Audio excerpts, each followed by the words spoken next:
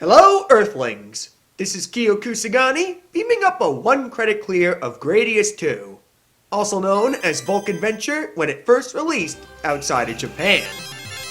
As usual, if you'd like to enjoy the fireworks without my commentary, feel free to click on the link in the description to ride solo. For the rest of you hopping aboard, this victory carries massive magnitude for me. I've been struggling to overcome the last stage a little over 2 years since I started relearning the patterns. But this was the run where everything went according to plan, along with the overwhelming sense of relief that comes with finishing this fiendish fight. Gradius 2 offers 4 weapon configurations to choose from for 4 times the personalization. I used Type D with Shield. You have to mash the button instead of holding it down with the pulse laser, but in return, you fire heated rings that expand the farther they travel across the screen, making it much easier to hit pesky ceiling targets. Just the thing I needed to push myself across the finish line, but other people would disagree depending on what stages they find hard. As for Shield, it's a physical barrier that can damage standard enemies rather than just allowing an extra hit or two, allowing you to employ more offensive maneuvers, like brute forcing your way through a cluster of bullets to clear the hazards. You'll see me using these spears like a battering ram a few times, so let that be a lesson to you. Don't be afraid to think outside the box with any game you play. Like right now. As much as I like hot dragons, I ain't keeping them alive because I'm attracted like a bug to a light bulb. Whatever they're coughing out can be melted into valuable power-ups. The more prepared we are, the better. Grab as many as you can, but don't get too grabby if you sense you're gonna get cornered or overwhelmed. Otherwise, you might get crunched. On a side note, the song that plays here is on fire, just like the rest of this stage. You might recognize Burning Heat from Dance Dance Evolution if you played DDR Max 2. I bet the composers that were able to put some serious percussion into the FM sound chip were delighted to hear the difference CDs made for the world of video game music.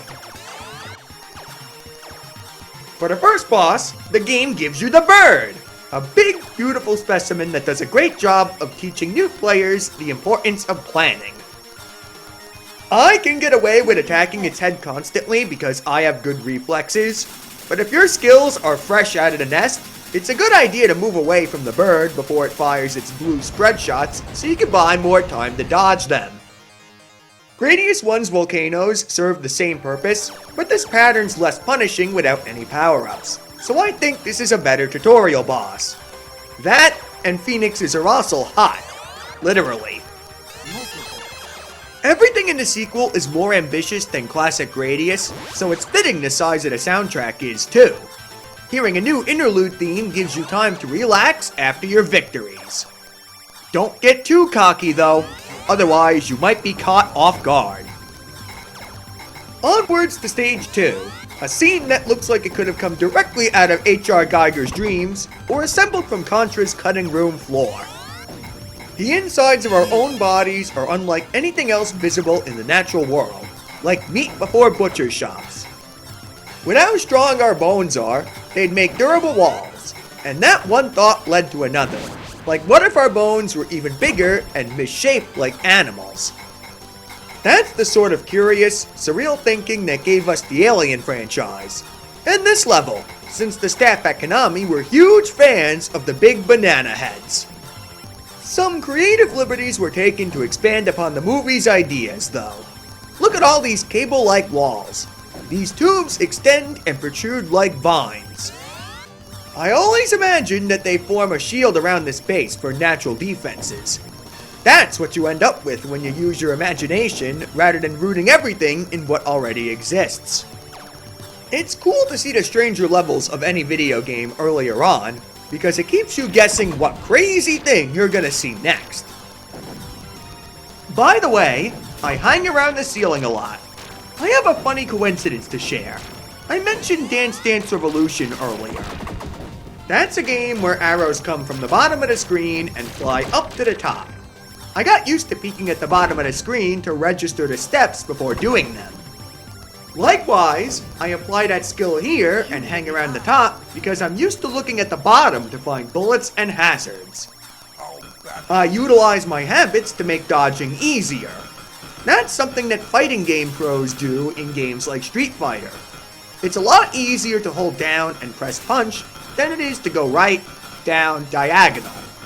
So if the uppercut is good enough, you can legit get tournament results because you're not stumbling over the inputs or dropping them. It paid off for me in Alien Land here. For your information, you can still crash into any wall on the screen when you kill a boss.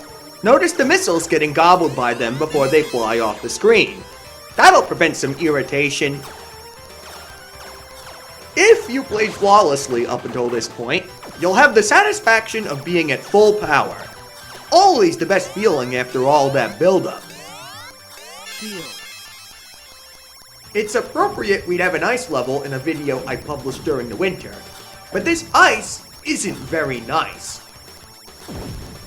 The first half of the stage, where most of the ice is frozen, is nice and chill.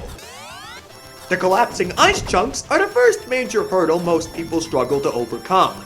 Rightfully so, since they fly off in completely random directions when they bounce off each other, not the angle they were going at.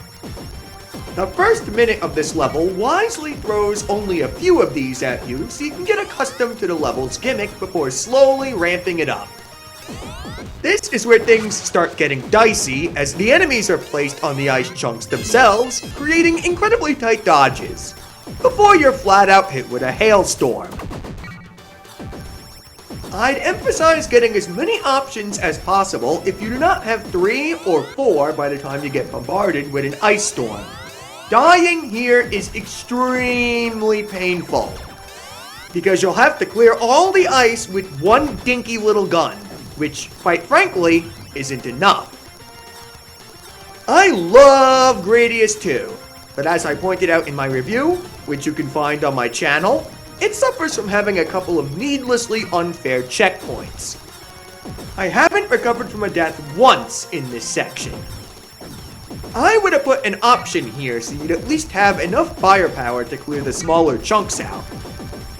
Once you reach the crystal core, though, you're home free and the checkpoints become reasonable again. I'd imagine that the 1-year delay from jumping over to more powerful arcade hardware gave the testers more time to ensure normal and easy difficulty, at the very least, never put you in any impossible situations until the endgame. Gradius became a yearly production at the height of its popularity, and that must have put quite a bit of pressure to balance out ambition with polish. That includes 1987, since we got Thundercross, even though it doesn't bear the Gradius name. It very much is a Gradius game. Just saying, when you're following the Call of Duty formula of having to get something out once a year, I'm not too picky when Konami's dev teams were able to come up with this much on such short notice. Make sure you stay away from the left side of the screen when Crystal Core announces his appearance. Then you can take your position once it stops moving to the right. The rest of the pattern is fairly straightforward. The arms are going to dictate what direction it shoots, and you slip in between the gaps. Fun fact, if you're playing the PlayStation or Saturn versions on the Gradius Deluxe pack, you can actually lame that boss out by just sitting in the bottom right corner. No such luck in the arcade version unless you have options and you're able to hit the core. That goes for all you PlayStation 4 or Switch players too. While we're on the subject of home ports, the PC Engine CD version was the best you could get back in the day, alongside the Sharp 68000 port. The Famicom version was a completely different game, so I'll look at that in a different video. Next up, a breath of familiarity as we return to the rocky countryside of Gradius 1. Your reunion won't last too long though. If you have all 4 options, an alarm bell will signal the introduction of the Option Hunter. Something important before I finish that thought. There will be quite a few tight spaces where there are enemies directly above you, unreachable with a normal gun. We have a weapon that fires up, the two-way missile. But that isn't the only way to handle this dilemma. Taking a shield also allows you to ram directly into the suckers, provided you don't back up into the wall or a bullet by accident. That little alcove sandwiched between the roaring volcanoes isn't just an obstacle. It's a safe haven where the rocks aren't likely to crush you if you hide in there, making it vital for checkpoint recoveries. Good level designers, like 1980s Konami, ensure everything that exists within a game serves a purpose. You better believe they followed that to the last letter. Back to what I was saying about the Option Hunter. The Option Hunter was one of Konami's earliest attempts to reel back good players from dominating the machine. If he bites one of your pods, you'll lose that one and whatever ones were behind it. If you dodge it, it'll return after an invisible timer's expired after 3 minutes or so. It's easy to avoid the first time around since it only charges in a straight line, but the darn thing will start zigzagging the second time around. You might want to consider deliberately powering down now that you don't need as much screen coverage. Don't mind the boss, this dude is easy. All you have to do is be directly above him or underneath him when he fires its missiles. If you only have 3 and not all 4, the Option Hunter will never show up, period. You trick the game into thinking you're not playing perfectly, and that leaves you free to concentrate on everything else the game throws at you. It's hard enough already.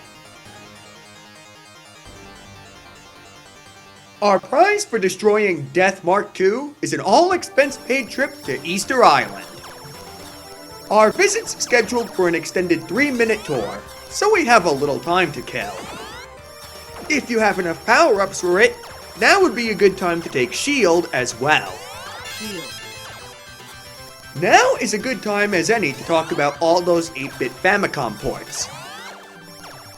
Originally, Konami stuck with what the vast majority of Nintendo developers were doing, trying to replicate the arcade experience at home under stricter hardware limitations.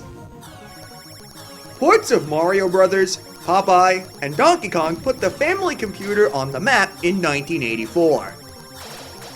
But the further ahead you jump in time, you'll notice more and more of those arcade ports are actually entirely new games based on their arcade brothers. I like to call them non-ports. If you can see where I'm going with this, all the ports after Gradius 1 had drastically different level design, including Gradius 2.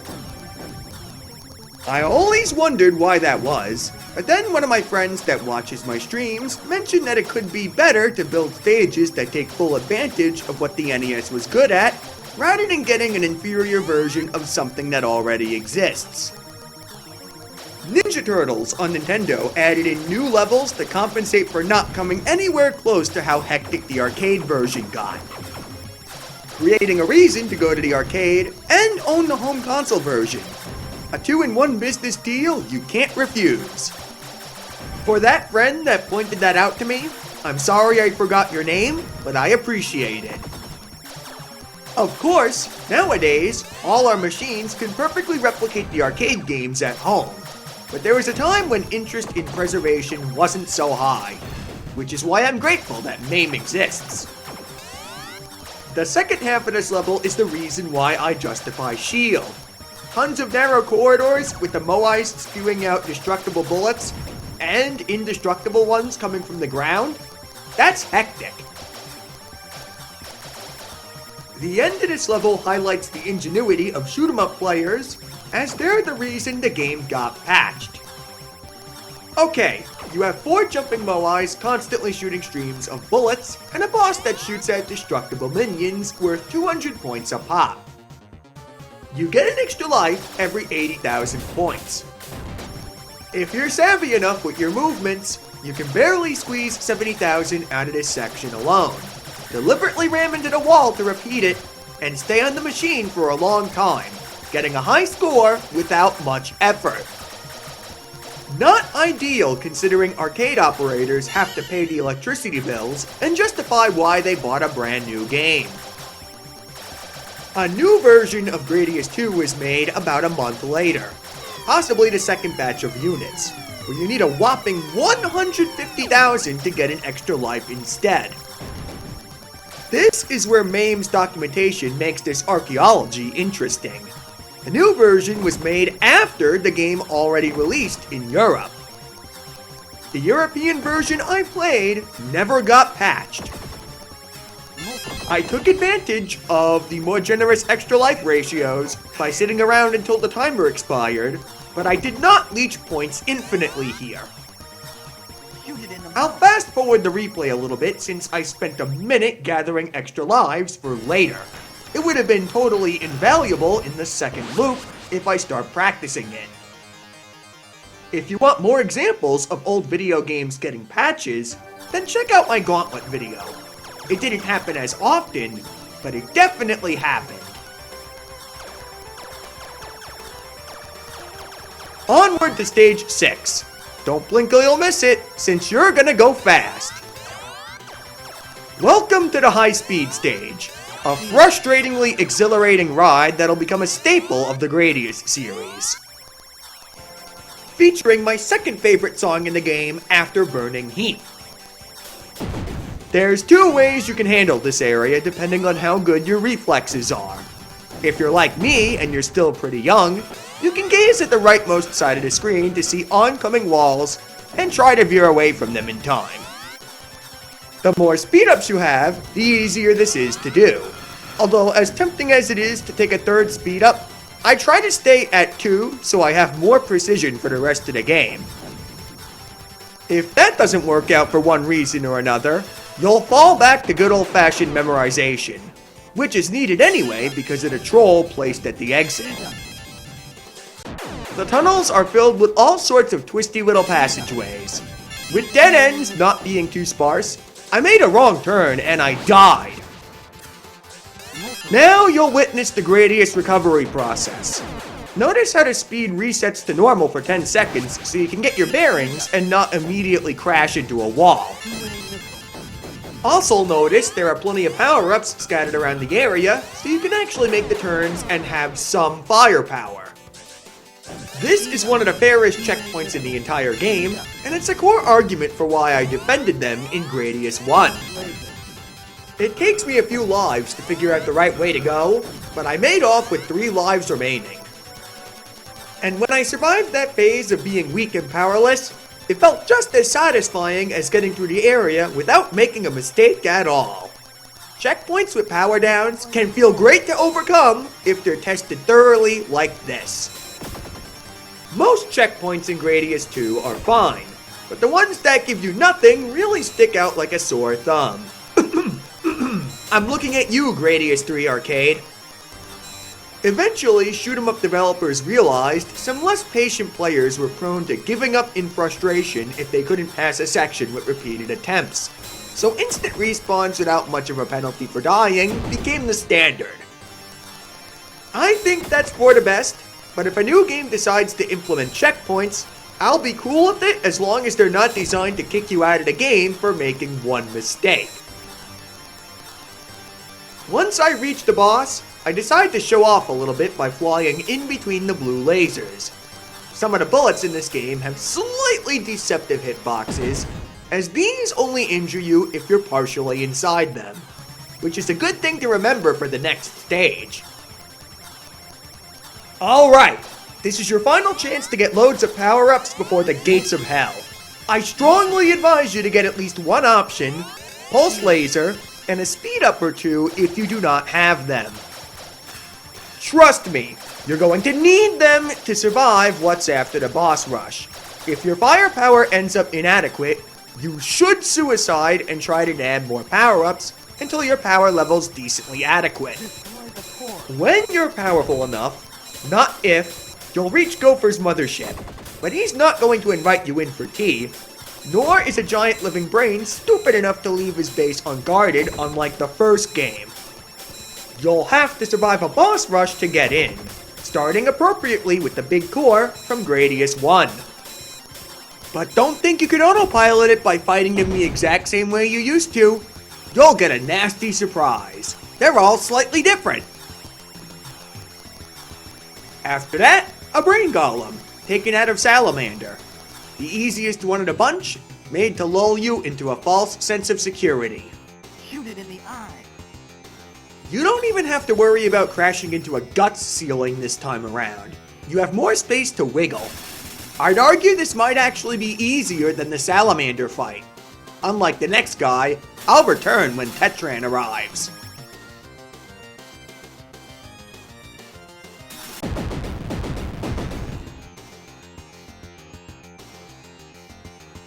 Next in line is Tetran from Salamander, who is actually one of the harder ones to deal with. It takes its sweet time unfolding its tentacles because it's preparing to swat them at you the moment it reaches the left side of the screen.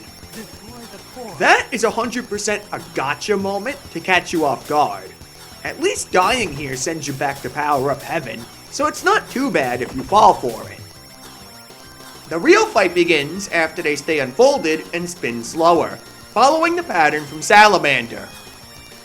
Its guns attached to all its arms are a lot more aggressive than they were before, and the revenge bullets from the boss you just beat also make a return, meaning you probably want to keep your distance whenever you destroy one of those shields. Another perfectly valid way of dealing with this guy is to straight up run the timer out and focus entirely on dodging. That eliminates the threat of the revenge bullets, so you won't unexpectedly get shot a few inches from your target. Next up is Gaw, likely given that name because that maw is big and gaping. This one's the most self-explanatory. It fires lasers, you stay out of the way of them, it's random every time. Although, if you're starving for lives, you can score a couple of extra points by waiting for it to shoot eyeballs. The eyeballs are destructible and give you 100 points a pop, so if you're 10,000 short of an extra life, that might be of use to you. Otherwise, just keep your distance to have an easier time avoiding the lasers. Not much else to say. When all else fails, resort to dragons. The Heartburn Dragon from Salamander's the last old foe you'll have to fight. And oddly, the easiest. It's easily fooled if you fly above it or below it, which will cause it to curl up into a circle it can't escape from. It explodes into 3 dragons, inspired by King Ghidorah's 3 heads, but they don't have any invincibility frames when the big dragon splits. Continue pummeling them with everything you've got to destroy them before they can even think about tracking you down. If you delay, one of them might break out of the circle and kill you. Last, but definitely not least, a brand new challenger called the Armored Core. No relation to the From Software game. The armor plates sort of look like a nuclear symbol, but you ain't going nuclear on my watch. Remember what I said about the hitboxes granting you more mercy than they look? Please take that advice to heart to survive the missile barrage. The further back you are, the longer it takes for the missiles to reach you as well. Don't get too close to this bad boy.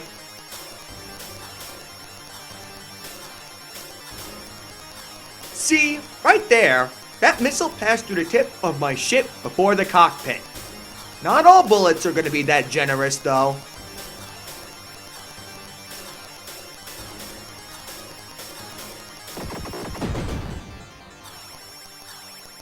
If you're playing the PlayStation 4 version, or you're running this through an emulator, do not hesitate to save state on this spot to practice it good before you do 1 credit attempts. This is it, the home stretch, and appropriately, the nastiest trial you'll face yet. It's do or die once you break the front gates of Gopher's mother base.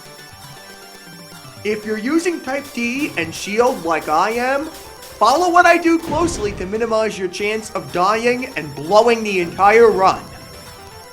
Pick up a shield using the last few power-up enemies before the gate, which will protect you from any bullets being camouflaged by the foreground. Enemies will spawn most frequently on the floor and the ceiling, so position yourself close to either if you don't have anything to shoot in the middle of the screen. And most important of all, be aggressive in destroying anything you see. You'll eventually reach a clearing that doesn't have any tight passageways or extended walls. At this point, get off the floor or the ceiling and move closer towards the middle. The floor itself wants to kill you, as if everything else wasn't enough. The walls will eventually change elevation again, and that's your indicator that you're in the clear to fly close to the walls again. A little further ahead, the floor and ceiling will start opening up to reveal the biggest wall you'll ever see in the entire game. Decked to the brim with guns all over the place. This wall is normally super intimidating, vomiting an onslaught of bullets, but you can make it easy peasy with a novel trick. Line your ship up where the laser text would be on the power-up bar, and fly as close as possible to the ground without touching it. If you're close enough, none of the guns will be able to fire at you since the game designers didn't program them to shoot at that angle. And the enemies appearing from above can't hit you either because they can't shoot in that specific angle. This safe spot rocks. Take a deep breath as you passed the hardest checkpoints in the game. Once you hit the music change, the most nerve-wracking part of the game is over with. I'm fast forwarding so you don't have to see me sit here for another minute. I can actually recover from this spot since the enemies are far less abundant in this inner chamber. You still don't want to get close to the ceiling though. This time, it'll shift locations like a skyscraper popping out of nowhere.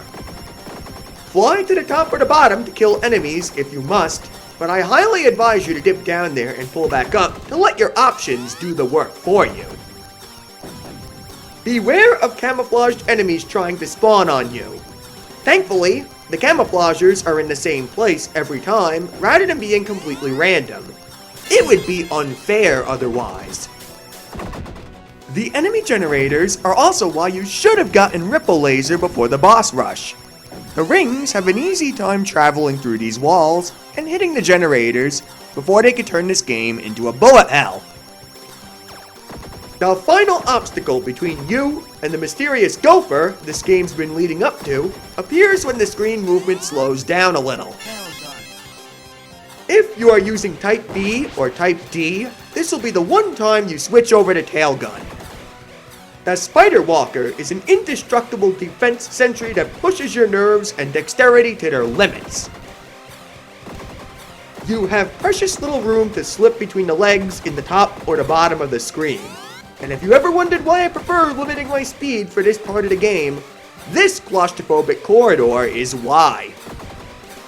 Just when you think the pattern will be easy, the Spider Walker does a fake out the second time prowling around. I'd advise you to stay between the upper right legs until the coast is clear. Move up and down before resorting to moving left and right if there are any bullets heading towards you. You'll know you've reached the end when you enter the lasagna zone, the change of music signaling the final checkpoint. At this point, deaths don't even matter anymore. If you die right at the boss music, just move to the left after you respawn and let all the enemies fire their load at you. They're all aimed bullets. If you surpass everything else, get ready for another one of the hardest video game bosses ever.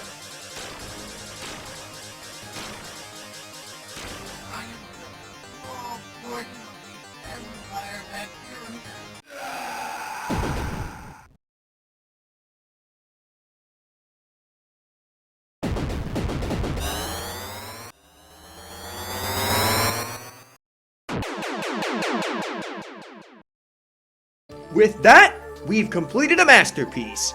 Gradius 2 is not a flawless game, but it's really damn great.